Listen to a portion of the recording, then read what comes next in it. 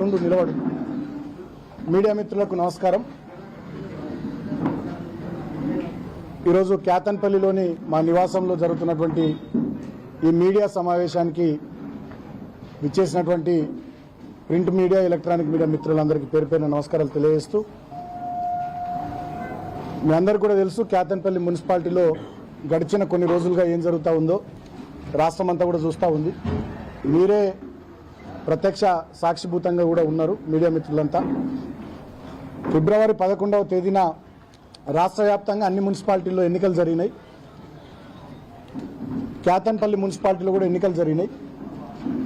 ఇక్కడ క్యాతన్పల్లి మున్సిపాలిటీ పరిధిలో జరిగినటువంటి ఎన్నికల్లో సిపిఐ పార్టీ, బీఆర్ఎస్ పార్టీ కలిసి మేము ఇక్కడ పోటీ చేయడం జరిగింది. 15 వార్డుల్లో మేము బీఆర్ఎస్, 7 వార్డుల్లో సిపిఐ కలిసి మేము పోటీ చేసినాం. అయితే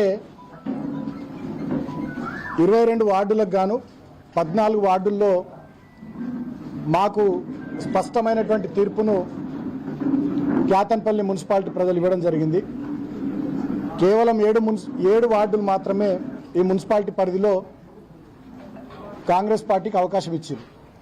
13వ తేదీ నాడు వచ్చిన ఫలితాలు. అయితే దాని తదనంతరం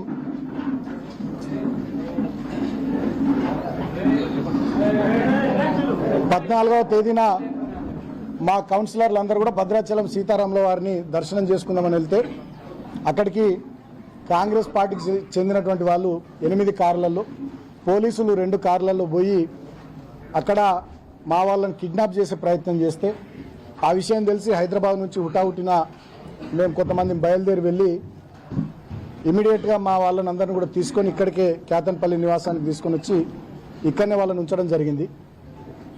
16వ తేదీ నాడు చైర్మన్, వైస్ చైర్మన్ ఎన్నిక ఉంటే ఆ రోజు ఇక్కడ ఇంటి నుండే మీ అందరి సమక్షంలోనే మేము బయలుదేరినాం.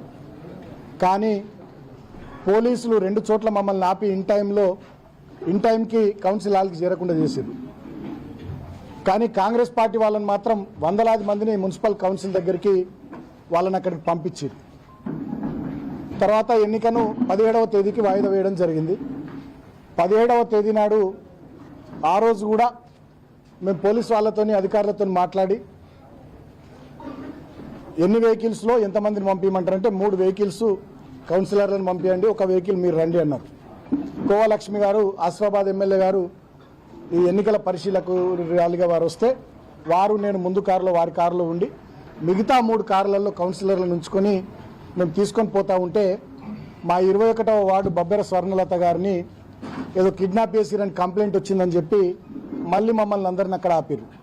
బబ్బెర స్వర్ణలత గారు డైరెక్ట్గా పోలీసు వాళ్ళని అడిగి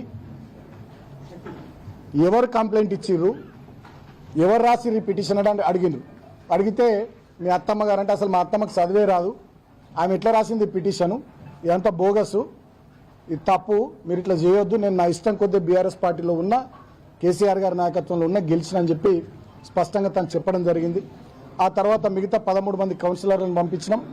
తర్వాత తనను కూడా పంపించడం జరిగింది. కానీ కౌన్సిల్ హాల్ లోపల మంత్రి వివేక్ గారు, వాళ్ళ కొడుకు ఎంపీ గారు ఇద్దరు కూర్చొని మా కౌన్సిలర్లకు బ్లాంక్ చెక్కులు ఇస్తూ కోట్లాది రూపాయల డబ్బులు ఆఫర్ చేస్తూ ప్రలోభ పెట్టేటటువంటి ప్రయత్నం చేసినప్పటికి కూడా మా 14 మంది కౌన్సిలర్లు ఏకతాటి మీద ఉండడం జరిగింది.